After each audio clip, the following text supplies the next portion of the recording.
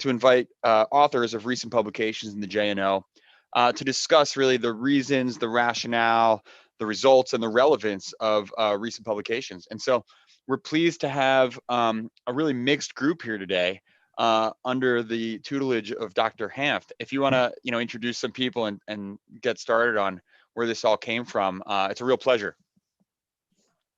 Well, yeah, Randy, thanks so much for having us. An eclectic group here today. We have a few institutions represented. The work began when I was faculty at Rutgers at Robert Wood Johnson in New Brunswick, and then continued as I moved here to Westchester Medical Center as part of New York Medical College.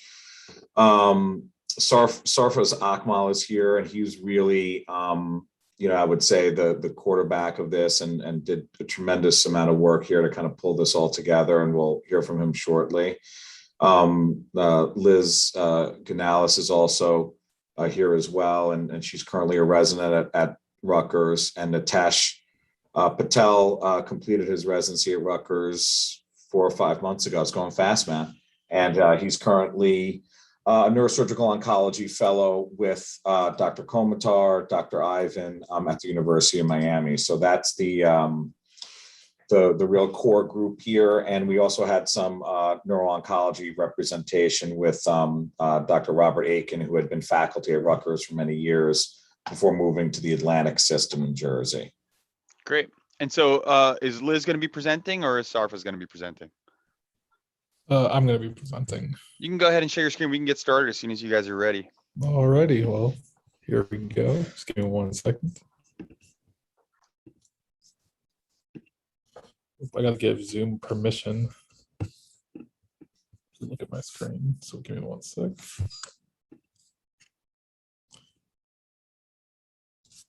All right, I'm going to have to quit to give Zoom permission. Yeah. So I will quit and be right back. Fine, all good.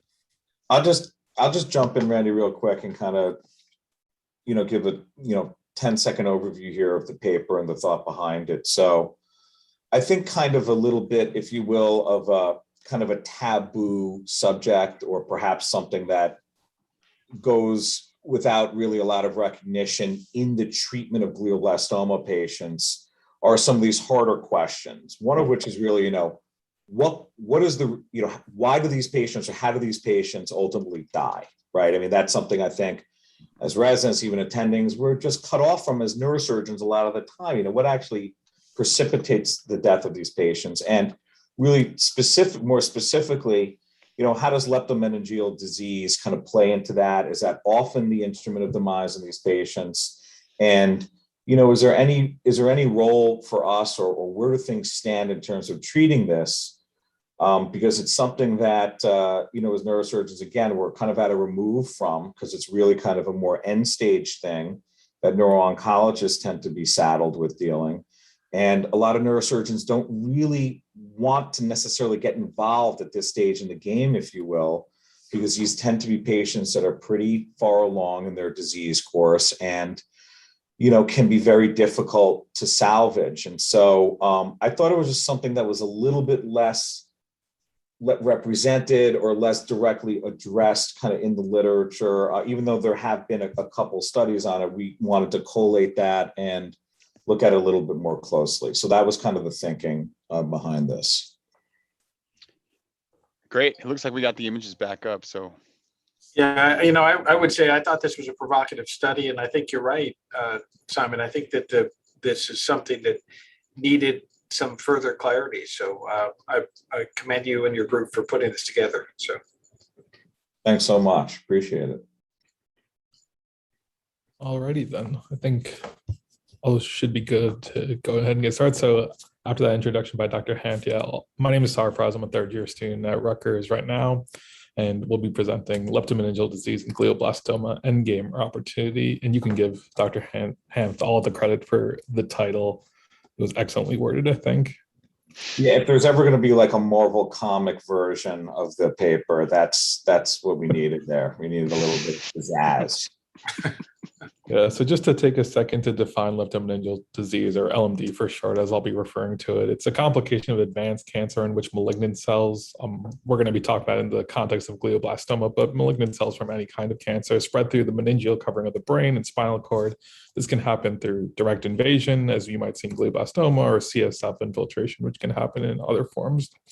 So diagnosis, commonly made through MRI of the brain, is the much more common way. Sometimes some people do cytological analysis of CSF. It's less common. There's some other methods that we didn't end up including in the paper, but liquid biopsy has been used for it. But predominantly, usually MRI of the brain is usually how we see it. And these are often patients. They're often presenting with hydrocephalus is often how we see them presenting initially. And obviously these patients, with glioblastoma, they're followed very closely. So this is usually seen pretty early on in the course, or as an end stage sort of. So the reason, like Dr. Hampton was saying, the reason we're looking into it, so LMD carries a really, really severe prognosis. So it's like 75% of patients die within 18 months of the diagnosis. So really, really horrible outcomes. So this is already on top of the horrible outcomes that glioblastoma already has. So it's really just compounding that problem, making it even worse. So we wanted to look to see, what literature is out there, what are the different types of therapies people are using to do this, how effective are they, if they are effective at all. And of course, do they confer any survival benefit? Because in these patients with such short survival times, even, a month or two, or even just a couple months more of survival can mean a lot to this population. So we want to see, is there a literature out there addressing this kind of cause? So our methods, we just did, a systematic review following the normal PRISMA guidelines. We looked at the PubMed and OVID databases, as well as Dr. Hamp's own collection of papers he had. We had a bunch of different screening methods. We didn't really include pediatric cases initially. And initially, when this paper first started, we initially only looked at supratentorial glioblastoma, but that changed over time to look at all glioblastoma. And we eventually ended up with 4 studies that were really looking at the data that we were looking for. And we excluded a lot of case studies that had only 1 or 2 patients in them. So the main results, so we'll talk about this later with the limitations of the statistical analysis, but the median time to LMD spread from GBM diagnosis ranged anywhere between from 4 to 16 months, so a little variety there. Survival upon intervention was anywhere from 2 to 7 months, and then overall survival from GBM initial diagnosis ranged from anywhere from 7 to 21 months. So you can see, kind of reinforcing the point we were saying earlier, that we really a horrible prognosis. Obviously, GBM already has a horrible prognosis, and LMD only really makes that worse. So that's why we want to look into it. So in terms of the treatments that we saw, so most of these studies, there's very small patient population, especially with GBM already being so rare, LMD being even rarer within that. So there's very small patient population. So a lot of the studies didn't really have truly statistically significant data in terms of improvement. But some of the studies did show that some kind of treatment, regardless of what it is, does improve survival.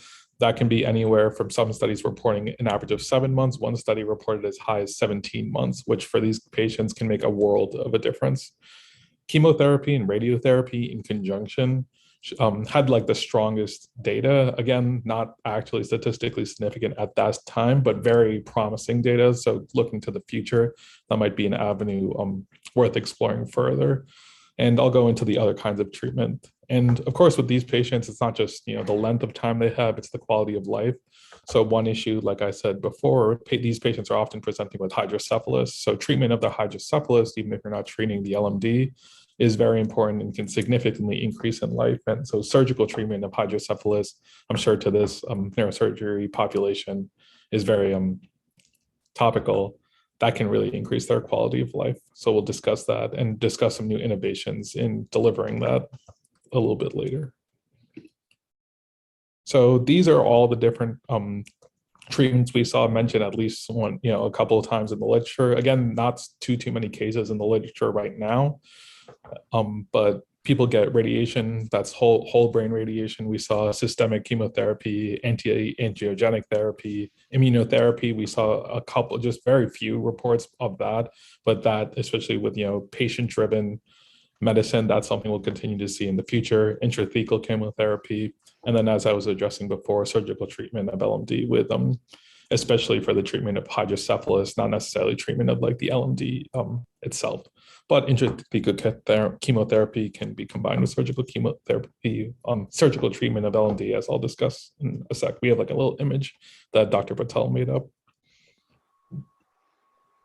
So this is a picture Dr. Patel made up. It actually didn't make it into the final paper because we had a more neuro-oncology viewpoint, but Yeah, this is kind of a director's cut. This is what you get on the Yeah. extended DVD version. Yeah. Yeah, exactly. So one big problem with these patients is these patients, especially with GBM, they're often receiving intrathecal chemotherapy, but then they also have hydrocephalus. So some papers were addressing the problem is how do you have a VP shunt in someone who's getting chemotherapy? You're just going to end up shunting chemotherapy right into the peritoneum. So how do you fix that? So one paper and a series of papers had a very simple solution where you just throw an on-off switch onto the VP shunt. So one here represents the ventricular catheter.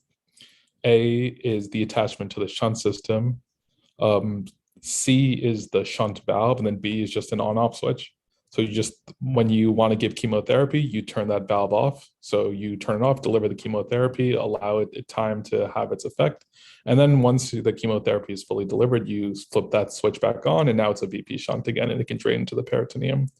So they reported that this was really easy to use. They didn't really have any complications. So that's something that can be used in the future for patients who are requiring this dual treatment of both intrathecal chemotherapy and hydrocephalus, because those are both obviously two things that you don't want to have to sacrifice one to treat the other. So just in terms of conclusion, so the incidence of LMD is rising significantly. Memorial Sloan Kettering reported that in the early 2000s, like for the first decade, the incidence rate was about 1% in the GBM population. That rose to about 7% from 2010 to 2016. So that's a sevenfold increase, and will probably continue to increase as GBM survival increases longer and longer, as Dr. Ham alluded to. This is an end stage consequence of GBM, but as patients with GBM live longer and longer, you're going to see these end stage complications more and more. So there is evidence to support strong consideration of one or more treatment modalities, but on like a very patient-specific basis. Like we said, there haven't been really trials with them, and this is a very sick population, so it's very hard to do trials in this kind of population. But with different patients, it'll be important to see the list of treatments we saw before and see what would work best for that patient. And again, just addressing that they have very limited life expectancy, but it has been shown that treatment can expand that life expectancy. And even if it's 7 months, when that's doubling the 7 months they would have had, that can make a really huge difference. And those small target-driven treatments, that's very realistic and achievable. Dr. Aiken, who helped us out a lot on this paper, made an excellent point that it's not necessarily realistic to expect large clinical trials in the future, comparing chemotherapy versus radiation, just by the nature of the population, by the rapid nature of the disease. But small, patient-driven, target-driven chemotherapies, perhaps with, immunotherapy in the future, that's a very realistic goal and achievable for these patients. So hopefully that's something we can be able to offer them in the future.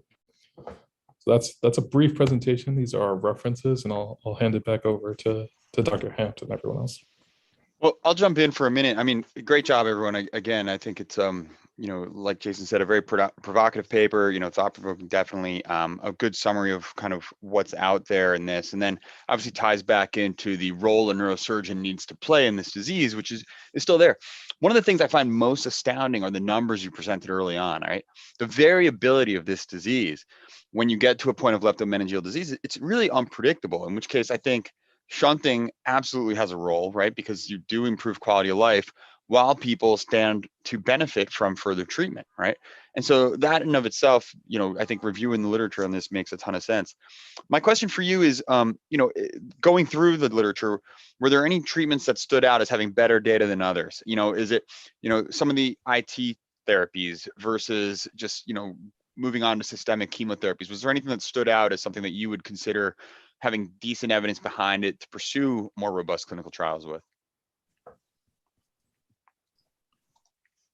So I was wanting to start with that, and I could jump into a little bit. Okay. It's an excellent question. Yeah, I can jump into that a little bit. So, like I said, chemotherapy and radiotherapy has had some of the strongest evidence, but mostly from the data analysis that we were able to do, it mostly seems like that's because they've had the most patients undergo that. So it was hard when in our review when papers would say, some papers tried immunotherapy or some patients tried intrathecal chemotherapy, but the patient population was so small that those papers weren't, the case reports weren't able to strongly say, okay, this makes a difference. Chemotherapy and radiotherapy had the numbers behind them. Like MD Anderson had a study, Memorial Sloan Kettering had a study with large numbers of patients getting these therapies, and they were able to have some data saying, chemotherapy definitely, maybe not a level of statistical significance yet, but it's definitely with a bigger study, they were able to see that this might be a real. This was standard systemic chemotherapy you're talking about. Yeah, just And are you standard. talking about Temodar? Are you talking about Avastin? Or are you talking about other kind of data? Do you remember? I honestly do not remember off the top of my head. Majority was Temodar. Yeah, I would Majority was imagine just Temodar. standard systemic. Yeah, but there were case studies that we had here with bevacizumab, with Avastin, therefore, and it just didn't really seem that, and there were only a handful of patients where they really followed that out, and there wasn't a major impact with Bev in this population. So Yeah. there were a couple of these outlier responders. There was like an IT CAR T therapy, CAR T cell infusion that they just did in one patient that they got like this abnormally long survival, like 8-9 months. But, you see a couple little home, if you will, I don't know, home runs, maybe more like a ground rule double or a single, but you see a couple little one-off successes, but by no means was there anything, overwhelmingly favorable outside of the general trend towards an improvement in survival with and again, typically more often with kind of reinitiation of Stu protocol. We've toyed with the idea of intrathecal Avastin before, and I think ultimately, right, this is going to come down just like everything else, where it's going to be targeted, right? We need to know more about the tumor that you're dealing with that's giving rise to the leptomeningeal disease, and then therefore how we're going to target it and how we're going to treat it. I like you, Simon, I'm putting in shunts in these patients without a doubt. I have not really embarked on intrathecal therapy that much. I'm curious, have you in your practice?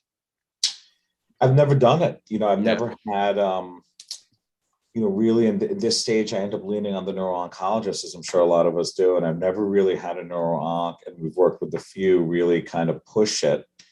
I have shunted a few. It's not been a whole lot. Yeah. Obviously, they've been in kind of younger, higher functioning patients where you're motivated to kind of keep it going.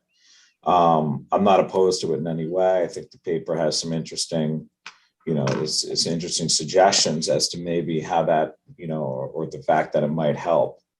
But one of the reasons we did the paper is what Sarf has alluded to in the conclusion, which is that we're probably going to be seeing a little bit more of this, if not a lot more of this. Like, well, what do we do? We kind of were just kind of almost, I'm not saying this in a dismissive way, but we kind of had a lot of these patients out of our mind, and they're going to kind of come back, and we're going to be hearing from the neuro-oncologist saying, look at this MRI, this patient's still doing pretty well. I see a little bit of hydro, or I see some questionable area of recurrence or whatever it is. I think it's lepto. Can we get him in for a shunt? Which is a question that maybe we get very infrequently, but I'm just anticipating a little bit more of that as we're getting some of these more outlier survivals due to some targeted therapy or, just awareness of molecular status. So, yeah, it just, like any good study, we talk about this all the time, it begs more questions. And one of the things is, what is the diagnostic criteria for someone who's going to benefit from a shunt? Do you need to see radiographic lepto?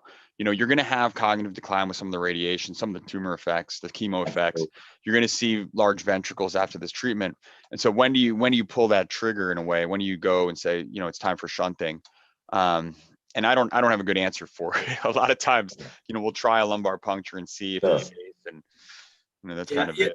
I think you both raised great points, and I've shunted some patients in this situation. I don't know that I've ever done intrathecal for leptomeningeal spread of GBM, but I have for metastatic cancer to the brain. And certainly, I mean, I think it makes sense. Something obviously is changing with these tumors as they go from a discrete, although invasive, into the white matter to becoming leptomeningeal. And so one wonders if, as we proceed down more targeted therapies, as you just referenced, are we going to be able to do some mutational studies from CSF that will tell us, hey, let's try this, this additional targeted therapy on this patient, because the cellular mutations have drifted in a way that might make something more amenable. Obviously, Temin or Avastin are reasonable options for many such patients, although Avastin sort of complicates your ability to do a shunt, at least in the short term. So, right. I think it's a challenge. I think the high volume LPs, to get a sense of whether or not someone might benefit from a shunt, we've done that a couple times. I don't know if it works as well as your sort of NPH type patients, and it's always a little hard to know. But it is. I think you're right, though. This is one of the things that's so interesting about this study is that this is probably becoming increasingly more prevalent in terms of the situation that we as neurosurgeons are being faced with, and our neuro-oncologists are leaning on us to say, hey, what can we do to try to help benefit the patient, knowing that we're not going to cure them when it gets to this stage, but we can maybe make some meaningful intervention to help to improve their overall quality of life and maybe a little bit of their quantity of life. So I thought this was a great study. I really did. And it's hard, so many times we think about, maybe we need to do a multi-center RCT. That's just not going to happen in the near future in a subject like this. I wish it would, but just given the challenges and nuances and the limitations of these patients being able to travel from place to place, it's just going to be a challenge. So great work, and I thought provocative. I love the title, Director's Cut, perhaps, version 2, or and maybe in other ways you sort of say it's like bloopers and blunders. There's other little things where you throw out the outtakes. Exactly. As long as just don't call the next just don't call the next paper Return to OR, because shunts involved. It's probably not a good idea. Yeah. Anyway, listen, guys, great job. Really appreciate you guys coming on. It's about 4:25. We'll open it up for any questions. If there's nothing, we can end it a little bit early today. Stay tuned, everyone. We've got a few more of these coming up this month. We took a little bit of a break because of the national conference and things picking up post-COVID, but we're still going strong. We appreciate your attendance and input and contributions, and it's been a great run. So thank you. Thank you guys for having us. Appreciate it. Looks like we're quiet. So our pleasure. Thanks for joining, everyone. Great paper. Appreciate you jumping on to discuss and provide your insights. And always a great discussion, Randy. Thanks. All right, guys. Take care. Have a great day. Thank you. Bye-bye. Thanks so much, everybody. Thank you.